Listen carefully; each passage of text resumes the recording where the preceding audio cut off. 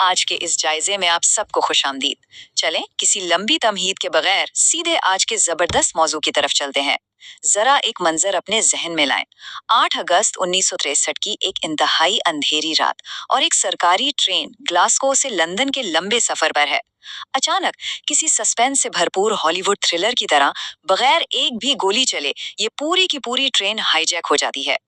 آج ہم مل کر دیکھیں گے کہ دی گریٹ ٹرین رابری کے نام سے مشہور اس واردات میں کیسے مہینوں کی شاندار منصوبہ بندی محض چند لمحوں کی بے وقوفیوں سے ریت کی دیوار ثابت ہوئی۔ تو سب سے پہلے اس بات پر آتے ہیں کہ آخر اس ٹرین میں لوٹا کیا گیا۔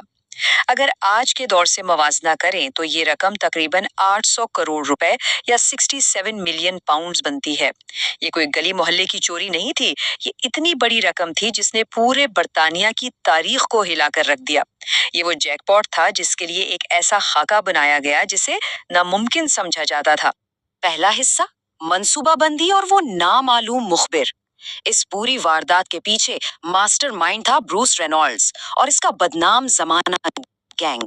لیکن اصل کمال تو رائل میل کے اس نامعلوم سیکیورٹی آفیسر کا تھا جس کی دی گئی خفیہ معلومات نے اس واردات کی بنیاد رکھی۔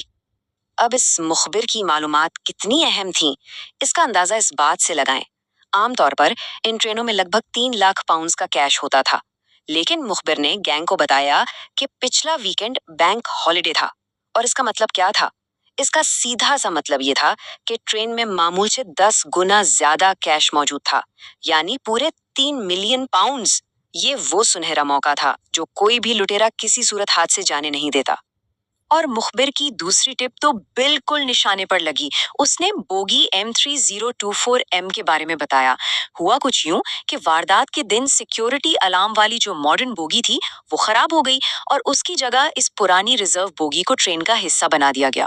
مزے کی بات یہ ہے کہ اس میں 1961 کے وہ نئے الارم سسٹم سرے سے تھے ہی نہیں، یعنی پیسوں سے بھرا یہ پورا خزانہ بالکل غیر محفوظ اور گینگ کے رحم و کرم پر تھا۔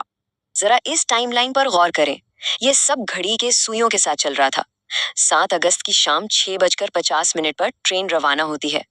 ٹھیک رات 3 بجے گھپ اندھیرے میں سیئرز کراسنگ پر یہ تاریخی دھاوا بولا جاتا ہے۔ اور کمال دیکھیے، صرف 1.5 گھنٹے کے اندر یعنی صبح 4:30 بجے تک یہ گینگ اپنا کام تمام کر کے اپنے Hyde out leather slate form پہنچ بھی چکا تھا۔ دوسرا حصہ، سیئرز کراسنگ پر حملہ۔ اب ہم اس واردات کے اس حصے میں داخل ہو رہے ہیں جہاں کاغذی منصوبہ بندی کو حقیقت کا روپ دیا گیا۔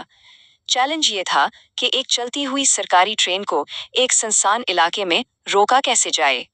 تو بھائی انہوں نے بغیر کسی راکٹ لانچر یا توپ کے ٹرین کیسے روکی؟ ان کا طریقہ کمال کا اور بالکل سادہ تھا۔ انہوں نے سگنل کی سبز بتی پر محض ایک دستانہ چڑھا کر اسے چھپا دیا اور ایک چھوٹی سی پورٹیبل بیٹری سے لال بتی جلا دی۔ رابطے کو کاٹنے کے لیے لائن کے ساتھ موجود ایمرجنسی ٹیلی فون کی تاریں کاٹ دیں۔ ظاہر ہے جب 58 سالہ ڈرائیور جیک ملز نے لال بتی دیکھی تو اسے ایمرجنسی بریک لگا کر ٹرین وہیں روکنی پڑی۔ کتنا زبردست آئیڈیا تھا، ہے نا؟ لیکن جیسا کہ ہم سب جانتے ہیں، حقیقت میں کوئی بھی پلان 100% پرفیکٹ نہیں ہوتا۔ گینگ نے 2 ڈبوں کو الگ کر لیا تھا تاکہ انہیں 1 کلومیٹر دور برائٹ گو برج تک لے جا سکیں۔ لیکن یہاں ایک بہت بڑا مسئلہ کھڑا ہو گیا۔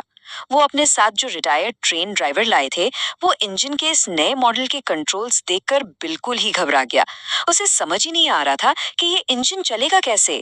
یہ اس زبردست پلان کی پہلی بڑی دراڑ تھی۔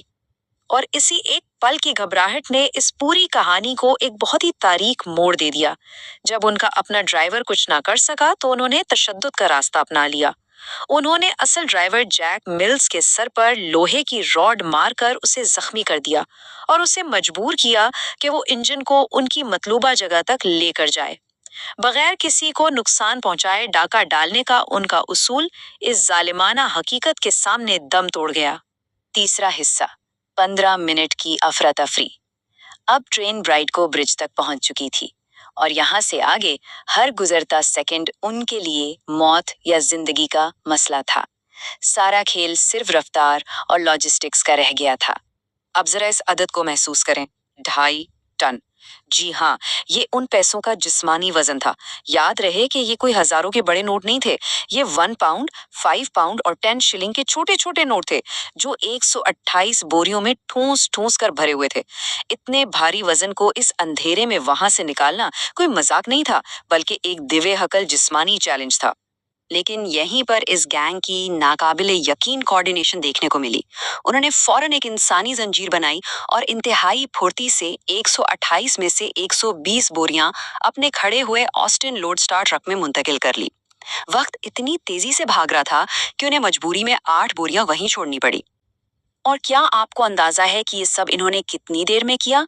सिर्फ और सिर्फ 15 मिनट में। ये रफ्तार वाकई जुनूनी थी।